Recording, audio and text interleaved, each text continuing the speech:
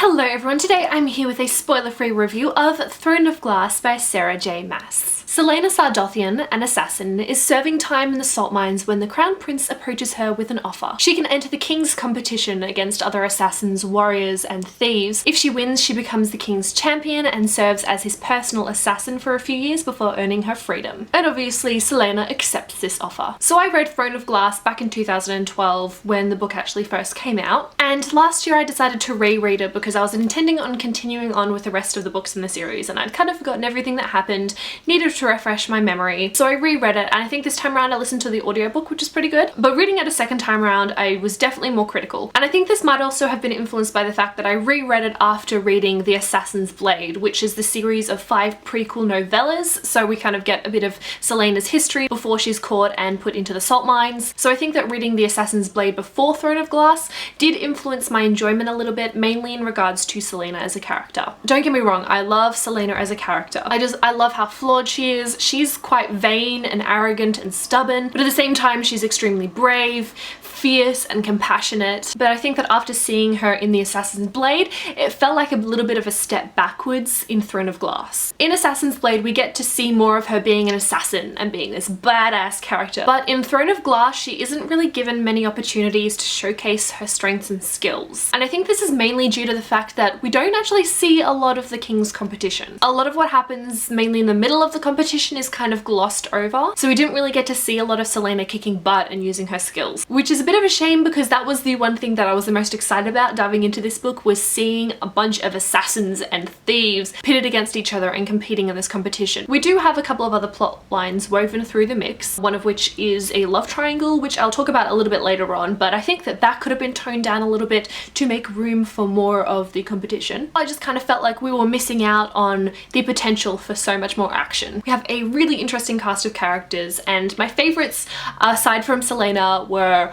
of course the supporting characters Prince Dorian, Kaol Westfall, and Princess Nehemia. Now with Nehemia we get the start of a lovely female friendship. I find that in a lot of YA novels the romance is the main relationship that is focused on, but Nehemia was just such a great friend to Selena. In addition to that, I thought she was quite an interesting character in that she's quite mysterious, and you can definitely tell that she knows more than she's letting on. So that side of her I'm quite intrigued about. Moving on to our male characters, we have Kaol Westfall, who is a very brooding kind of character. At the start he's quite grumpy, but he does end up warming up throughout the book. But one of the things I love about him the most is his loyalty. He has a great friendship with Prince Dorian. He is such a loyal character, and I really admired that about him. It really shines through with a lot of the decisions that he makes. Speaking of Prince Dorian, the Crown Prince, one of my favorite things about him, apart from him being quite a lighthearted and humorous kind of character, was that he loves books.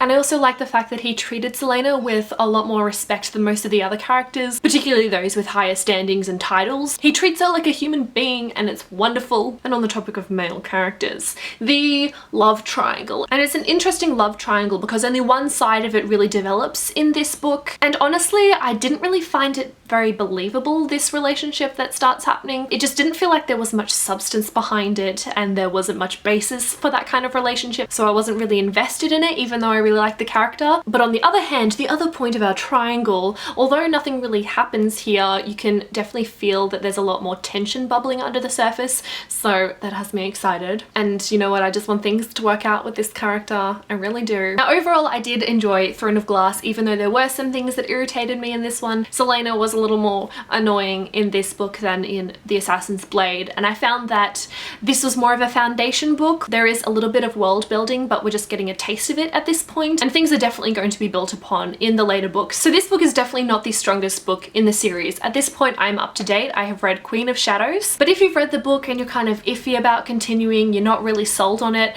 I would definitely encourage you to at least pick up Crown of Midnight, because the books do get better and better as things continue. I ended up giving Throne of Glass a 3.5 out of 5 stars. When I first initially read it, I gave it 4.5, so it's interesting to see how I knocked off a star. Reading Assassin's Blade first may have contributed to that a little bit. In saying that, I don't really know what I'd recommend as the reading order for The Assassin's Blade. Obviously, because this book will introduce you to Selena, and then going and reading about her past will be much more interesting, but at the same time there are quite a few snippets of information that are dropped in Throne of Glass that you won't understand unless you've read the the assassin's blade. I don't know, it's a bit of a tough decision. I wasn't much help, I'm sorry. Got a little off track there, but anyway, I hope you guys enjoyed this review. I'm definitely curious to see what you thought of this book and if you continued on with the series, if you ended up liking it more and more. If you are interested on my thoughts on the rest of the series, I will be doing book reviews for each of the books, so you can look forward to those in the future. I'll try and remember to link those when they are live for you, just to make things a bit easier if you're interested